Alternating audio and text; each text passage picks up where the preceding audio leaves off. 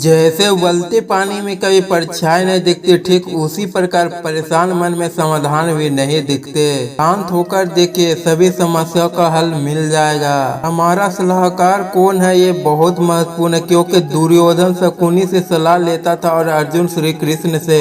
जीवन जीने के लिए मौन आवश्यक है, परंतु जब बात मर्यादा की हो तो शस्त्र उठाना अनिवार्य हो जाता है। बुराई बड़ी हो या छोटी हमेशा विनाश का कारण बनती है, क्योंकि नाव में छेद छोटा हो या बड़ा नाव को डुबा ही देता है। एक बेहतरीन जिंदगी जीने के लिए स्वीकार करना जरूरी है कि सब कुछ सबको नहीं मिल सकता। समय के साथ साथ हालत भी बदल जाते हैं, इसलिए बदलाव में स्वयं को बदल लेना ही बुद्धिमानी है। हमें कभी उस व्यक्ति पर भरोसा नहीं करना चाहिए जो वक्त के साथ स्वभाव बदल लेता है। सोच और नियत अच्छी रखिए, फिर आपको कष्ट प्रभु स्वयं दूर कर देंगे। समय जब पलटता तो सब कुछ पलट देता है, इसलिए अच्छे समय में घमंड न रखे और बुरे वक्त में सब्र करना छोड़े ना। जितना इंतजार वो आपसे करवा रहा है ना, समय आने पर वो इतना देगा कि संभाल भी नहीं पाओगे। आप वापस नहीं जा सकते और शुरुआत की नहीं बदल सकते, लेकिन आप जहाँ है वहीं से शुरू कर सकते हैं और अंत को बदल सकते हैं।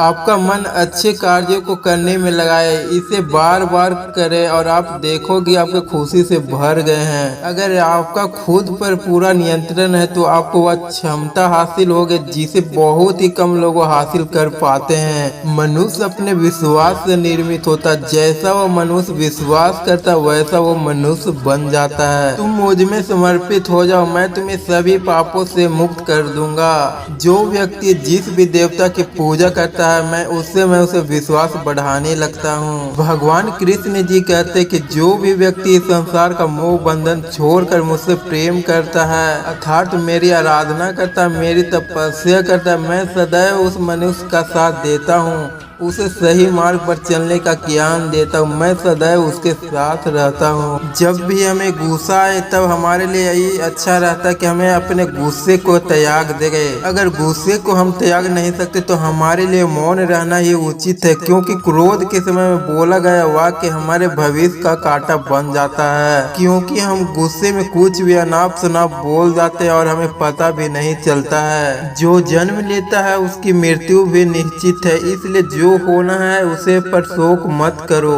जो अपने कार्य में सफलता पाना चाहते हुए भगवान की पूजा अवश्य करे। सबसे महत्वपूर्ण बात, दुख में कभी भी हमें फैसला या निर्णय नहीं लेना चाहिए, क्योंकि दुख हमारे सोचने और समझने की शक्ति को हर लेता है। दुख हमारे सोचने और समझने की क्षमता को बाधित कर देता है, और जब हम अच्छे से सोच नहीं सकते तो निर्णय लेना मूर्खता के अलावा कुछ नहीं हो सकता। इसलिए दुखी मन से लिए गए निर्णय सदा हमें दुख ही देता है।